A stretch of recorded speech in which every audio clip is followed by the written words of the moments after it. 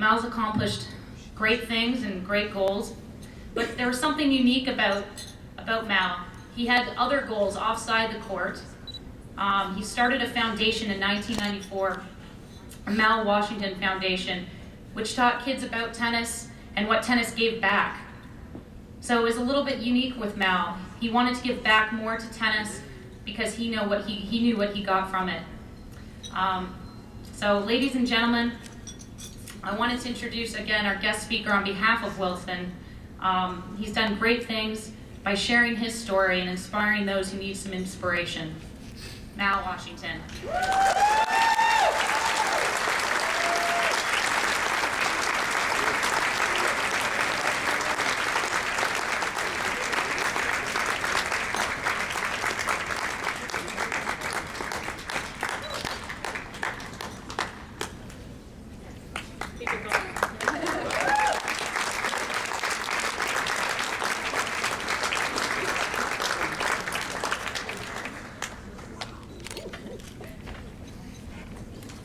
How's everyone this evening? I am happy to see you as well. And I want to say thanks to Wilson Sporting Goods and Tennis Express for putting me at table 32 in the back.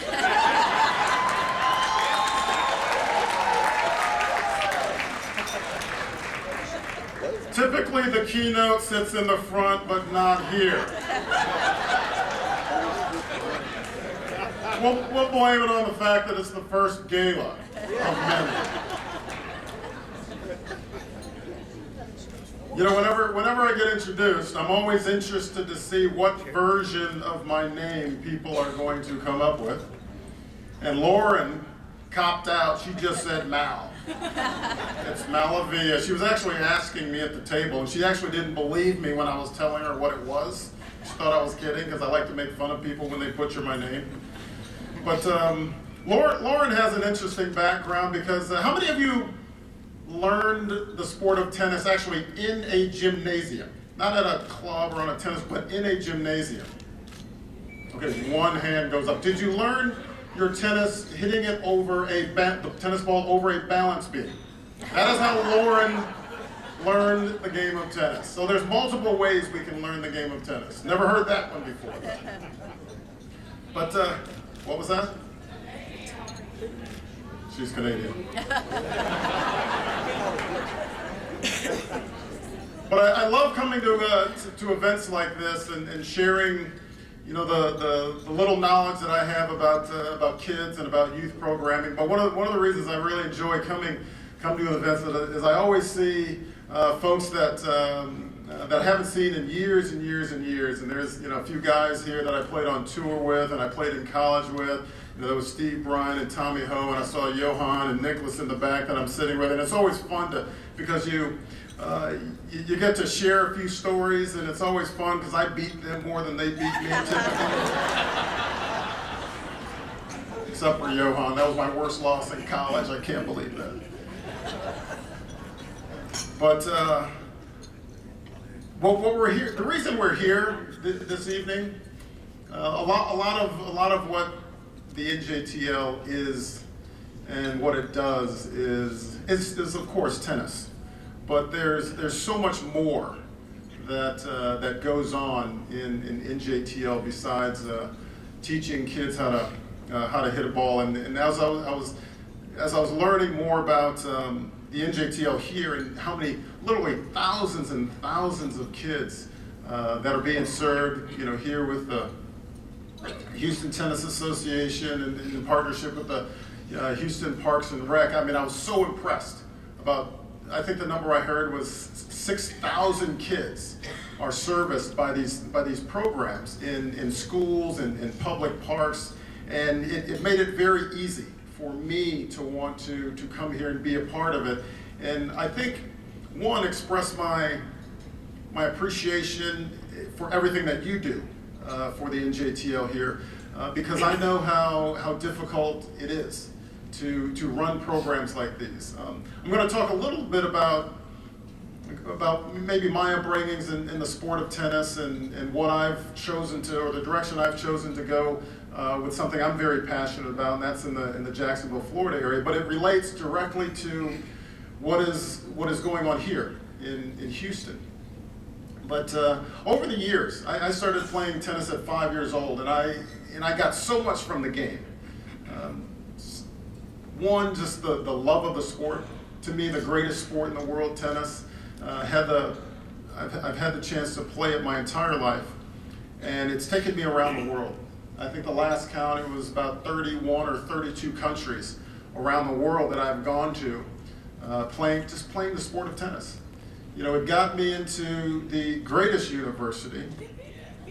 The University of North Florida is where I graduated from, but I actually started at the University of Michigan.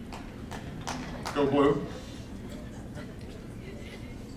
But when I was young, I had this dream of playing tennis and playing professionally. And I remember when I was a kid, my dad would actually, my mom and dad and my older sister and I, we would go to the U.S. Open, and this is when they had the old Louis Armstrong Stadium, when it was a lot bigger than it is now, and we'd sit up at the top of the stadium and watch these great players play.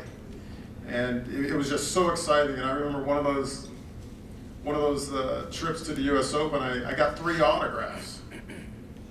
I got Yannick Noah's autograph. I got Jimmy Connor's autograph. And I got John McEnroe's autograph. Granted, I lost them all the next day. But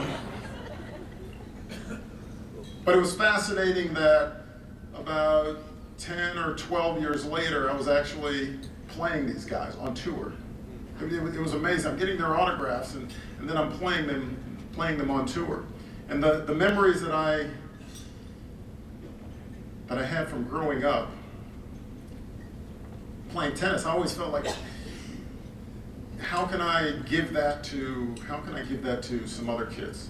Maybe some kids who never have the opportunity to play the sport of tennis and get something from the sport that I got. And so when I was on tour, I started my own kids foundation, the Mal Washington Kids Foundation, based in Jacksonville, Florida. And really all it was is, similar to the NJTL, and we are an NJTL chapter there in Jacksonville. But similar to here, it was just introducing the sport of tennis to kids. And I think over time, what I realized is the kids were learning the value of hard work, and they were learning sportsmanship, and they were learning etiquette, and they were learning all through the sport of tennis. They were learning, never to give up. And what we realized was that introducing them to tennis was great, but there was probably so much more that we could do. And I think I just kind of looked at my life and looked at my career and said, okay, look at what I've gotten from the game. I've had the opportunity to represent my country in Davis Cup and play in the Olympics, representing my country, and play all over the world and play these great tennis tournaments. But that's what I got from the game, and how can I even give back to these kids more? And we started this after school program for 20 kids, just exposing kids to tennis. And over time, I think what we realized was that there was so much more that we could do. So we incorporated an after-school program where it was not just tennis, but it was life skills, and it was homework assistance and tutoring, and we called it TNT, tennis and tutoring, and that was 15 years ago, and we're in our 16th year right now, and we went from 25 kids every day after school to now where we are with 180 kids every day after school. Really exposing them to sports, which is tennis, life skills, and really the importance of education. And the whole purpose isn't to teach them tennis, so that's a part of it.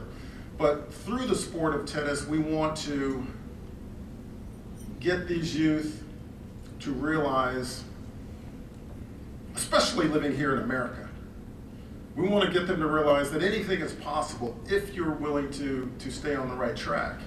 And if you're willing to put in the time. Anything is possible. And your success is going to be directly related and directly correlated to the level of education that you attain and that you pursue. And that's our goal with the foundation. And I see what's going on. I see what's going on here, and I had an opportunity to be on the tennis court with a lot of young people earlier today, all of whom I could beat.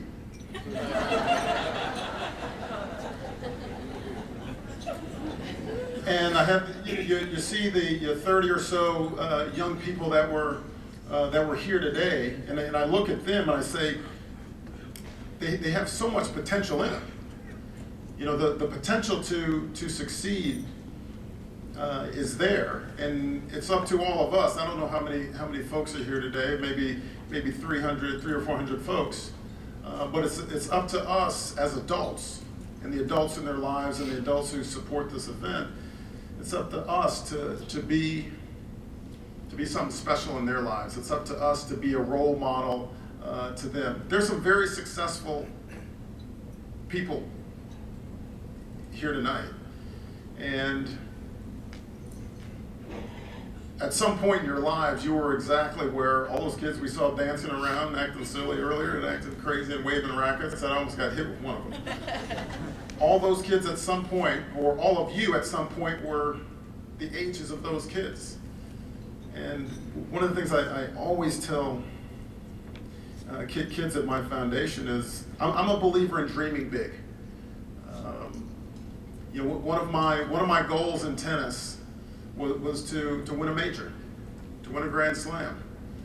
I never won a Grand Slam, but I was in the finals of Wimbledon. I hate the fact that Roger Federer has 16 and I have 0. One of my goals was to be a top 10 player, and I never got to number 10. I got to 11. And there's actually something really bad about being 11 in the world. I'm going to tell you. No tennis player has ever dreamed, someday I want to be top 11 in the world.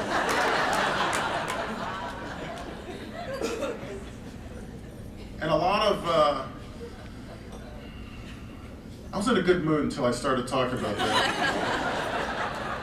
Because a lot of me never reaching number 10 happened to do with this guy named Pete, what's the guy's last name? Because one year he beat me in the round of 16 at the Aussie Open.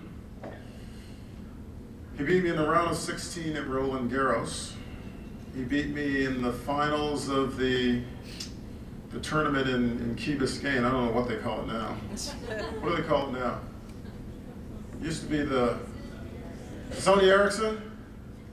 He beat me in the finals there. He beat me in the semifinals of Lyon later that year. If I had won any of those matches, just one of them, I would have been top 10.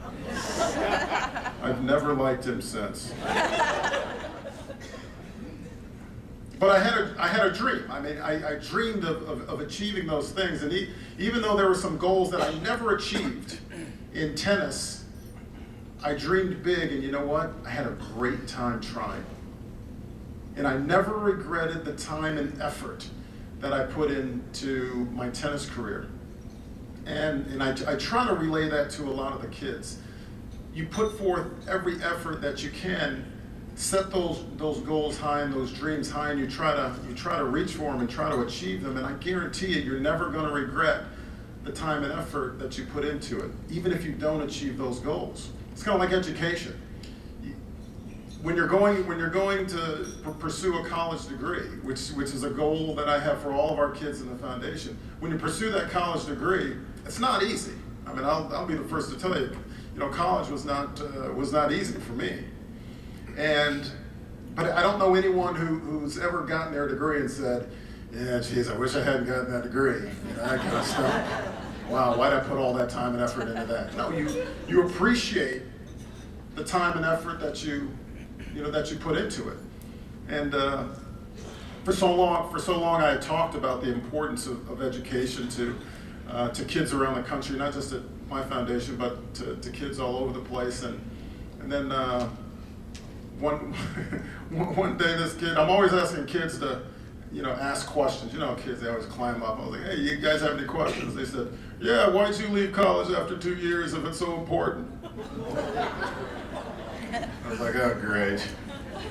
So I came up with some answer, but the more I thought about the question, it made perfect sense. And so I decided, in part for personal reasons, but also in part to set an example for a lot of the kids in my foundation, I said, you know what? That's a great question. Maybe I need to go back and finish my degree. And so that's what I did.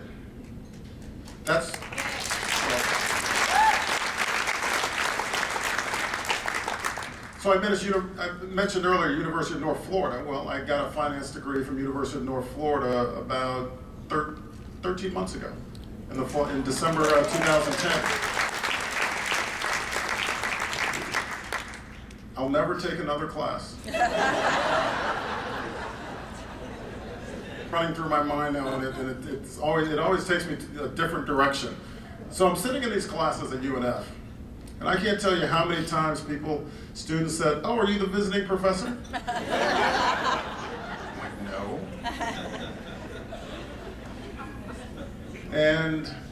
But I was that one student when class is almost over, and I was the one student who was in the front actually asking a question so they couldn't actually leave class yet. I was that guy. But I loved it. And so now, I have a better answer for that kid who says, why'd you leave after 2 years and why didn't you go back? So now I can say, but I really believed it was that important that I set that example, not only for myself, but for my family, my kids, and kids all over. But to all the young people that are here tonight, let me just say to you that there's no limits on success. There really isn't. Every successful person at some point was the age that you are right now. And to succeed, you have the potential in you. You have all the potential in the world inside of you right now. But it's really up to us as adults, which is why we're here today. It's really up to us as adults to set an example and to show to you that you can achieve and to show to you that you can succeed. Don't ever underestimate, to you adults, don't ever underestimate the value of the words that we say to kids. When I'm at home and at the foundation, I say to kids all the time, I'm like, I don't know what it is about you, but you look like you should be going to University of Michigan someday. I say that all the time because and the kid could be 10 years old and he doesn't know anything about University of Michigan. I always have to follow up. Don't worry about it. There's not that much snow. If you ever hear this, there's not that much. But what I want to do is I want to plant the seed in their minds because I want them to say, wow, Mr. Mount thinks I can go to college. Mr. Mount thinks I should be in college someday. So it's really our jobs to, all that potential that these youth have inside of them, let's pull it out of them and see how great they can become.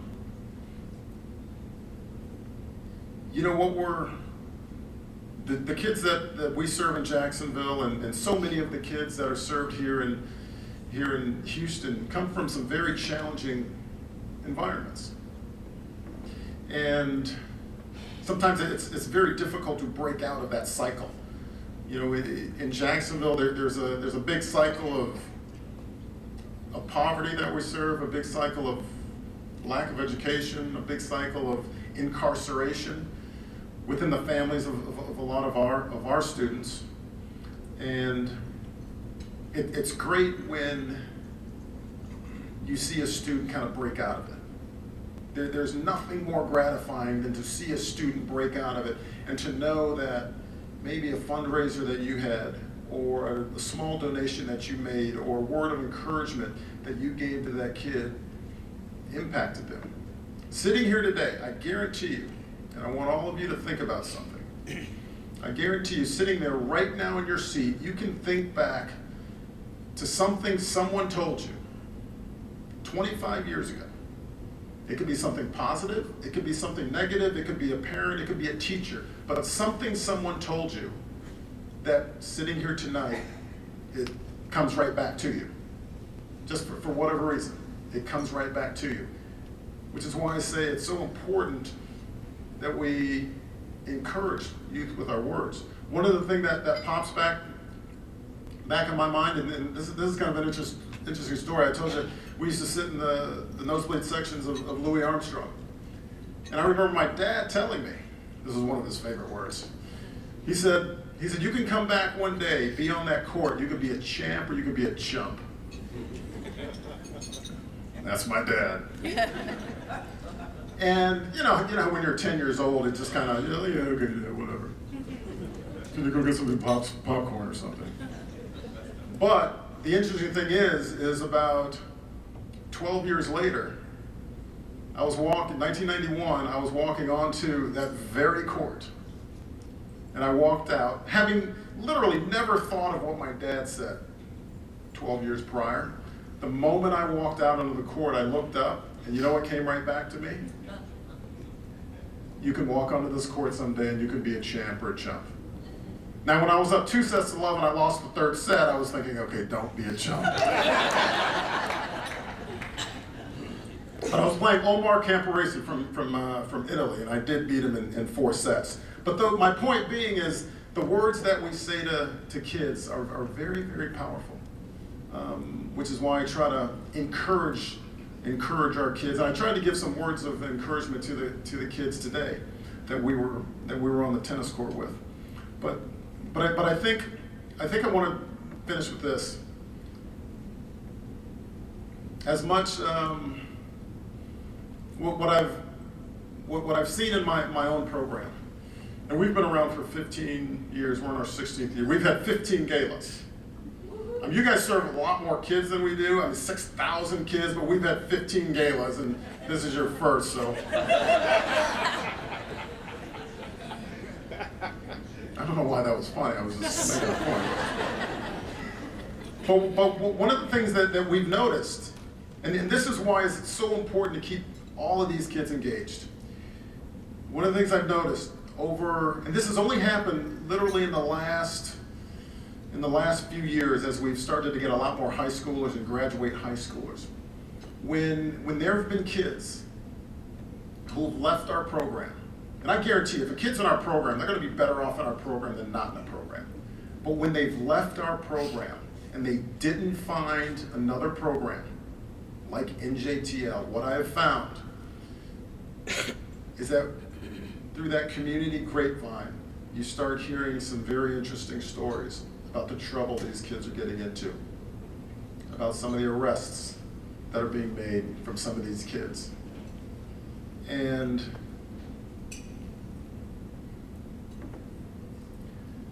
I was looking in the Florida Times-Union in February 2011.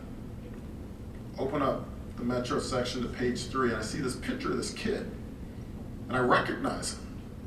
It wasn't a good picture. He didn't do anything good. It was a mugshot. And I was like, where do I know this kid from? And I started reading the story, and it's Isaiah. This was a kid who was in our program back in 1999. Dropped out of our program. And I'm reading his story, and I'm going on and on, and I was like, I got to go visit Isaiah. I've never visited anyone in jail before. So I went to visit Isaiah in jail. Hadn't seen him in over a decade. And kind of like anyone here watch Law and Order? It was kind of like Law and Order.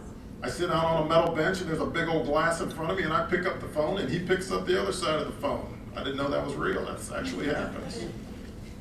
And I said, Isaiah, how are you? Do you remember me? He was like, yeah, I remember you, Coach Mal. How are you? And then we started talking, and you know what he said? He said, I wish I had stayed in your program. And he said, when I get out, I want to come and talk to the kids about kind of my experience and why I should have stayed in. This is a kid who dropped out of high school, 9th grade, just got into smoking and drinking, and some of that with with family members, adult family members. And so he just got caught up into a lot of bad stuff. Eventually started carrying guns and stuff like that, bad stuff. And he says, I want to come and speak at your foundation. And in my head, knowing what he had done, in my head I'm saying, Isaiah, you might not ever get out. You're going to be in here 25 to 40, maybe, on the low side. And this is a kid who was in our program, but he fell out of the program and he never found another program. That is why we're actually here. Now that's a very extreme story. Most stories aren't going to end up with someone being killed like that. But there are those stories where a kid drops out of an NJTL program, he just kind of loses his way, or she loses her way, and then they just get a little off track, and before you know it, it kind of snowballs. Which is why it's so important that all of us work so hard to keep all these kids in this program.